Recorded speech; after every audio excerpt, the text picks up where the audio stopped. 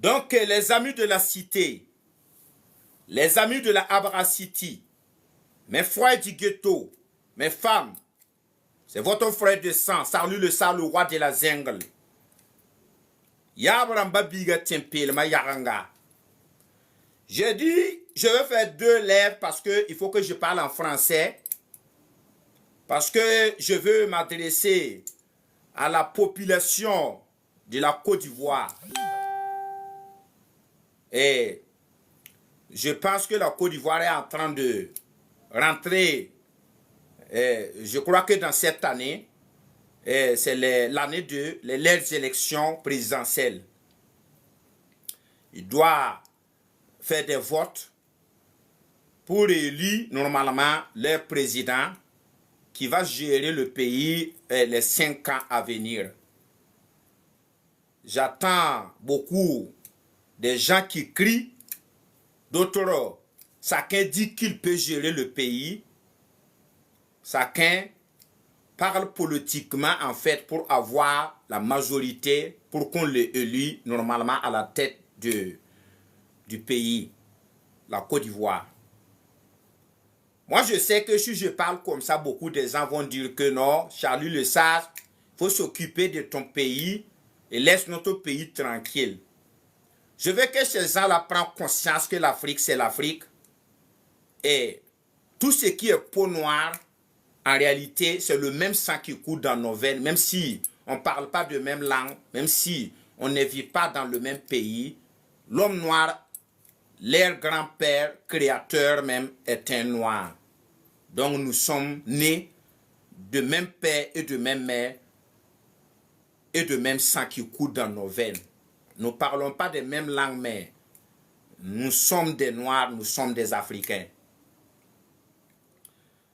Et il y a un proverbe aussi que nos ancêtres ont dit, si tu dis que le problème de ton voisin ne te regarde pas, un jour aussi tu auras besoin de ton voisin parce que la vie tourne comme une montre. Chaque personne aura sa part, c'est le coffre.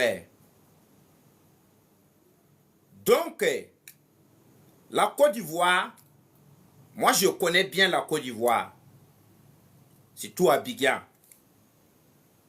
Et j'ai connu le général Robert Guéhi. Je suis venu en Côte d'Ivoire au moment quand le général Robert Guéhi était au pouvoir. J'ai vu comment lui aussi il a géré normalement le système à son temps, prêt à son âme et sa famille. Et j'ai vu Laurent Gbagbo aussi, qui a géré le pays à sa manière. J'étais là. J'ai vu comment il gérait le système à son temps. Et jusqu'à la rébellion est venue, j'ai resté un peu au temps de rébellion avant de venir au Burkina. Et Alassane Ouattara, j'étais à Abidjan, je le connaissais, puisque moi j'étais à Cocody. Je le connaissais, je connais même où il dort, je connaissais le président. Je connaissais Alassane Ouattara même avant même qu'il ne devienne président. Et jusqu'à il a pris son présidence et puis de toute façon il fonctionne en Côte d'Ivoire. Dans son règne même, je suis venu à Abidjan. J'ai vu comment lui aussi il fonctionne, comment il gère le système. C'est pour dire que j'ai regardé tous les régimes que je vous ai cités là et je peux confirmer que celui qui est venu changer et construire et développer le pays, c'est le règne de Alassane Dramane Ouattara.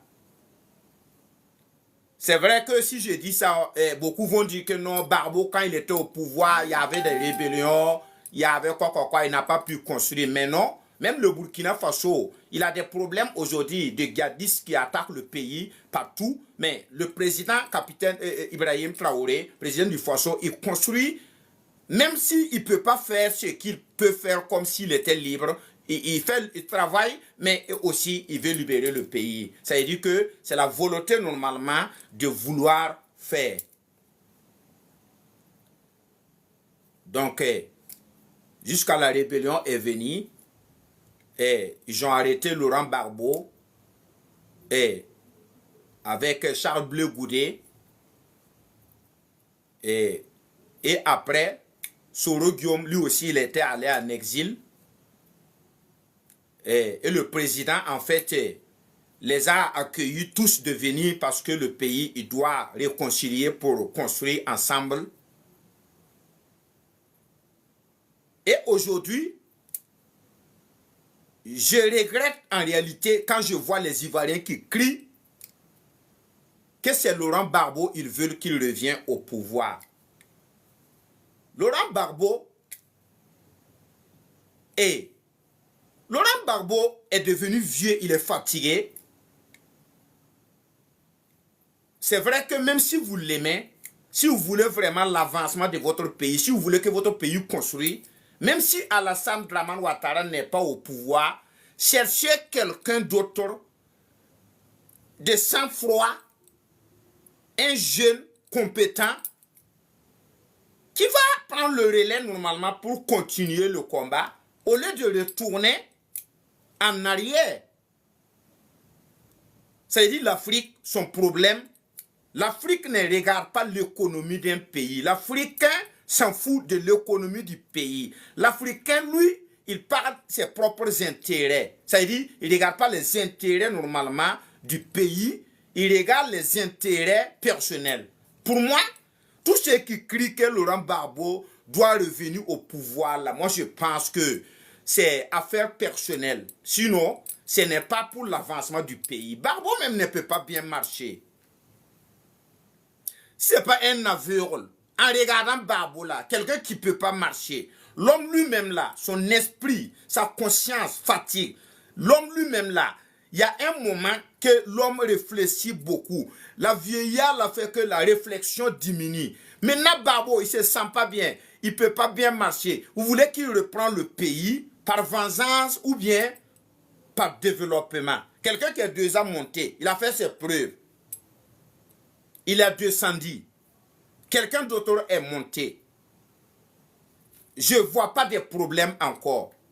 Et vous invoquez encore l'ange de la mort. Ce n'est pas une malédiction.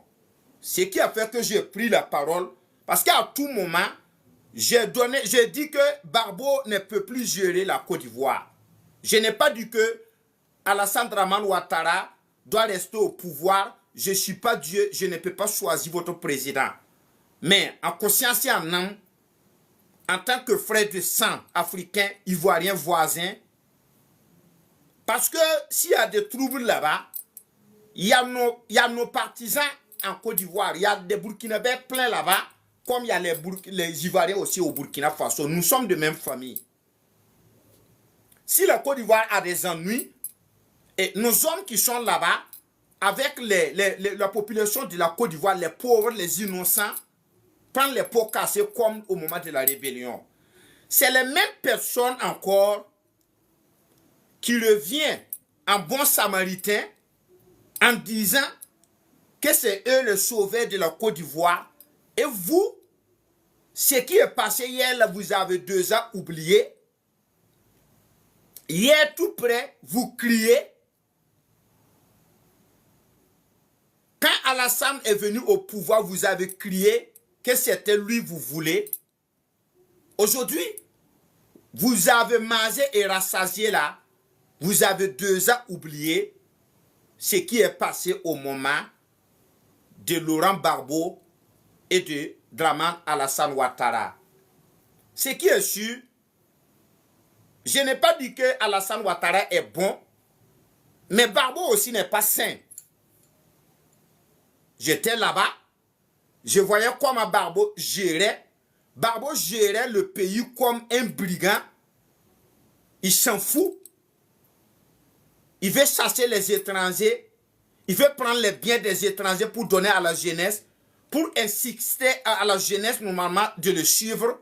Charles Blé Goudé mettait dans la tête des jeunes que de venir qu'ils vont chasser. Ils vont prendre les terres, ils vont prendre les champs des étrangers, les donner cadeaux.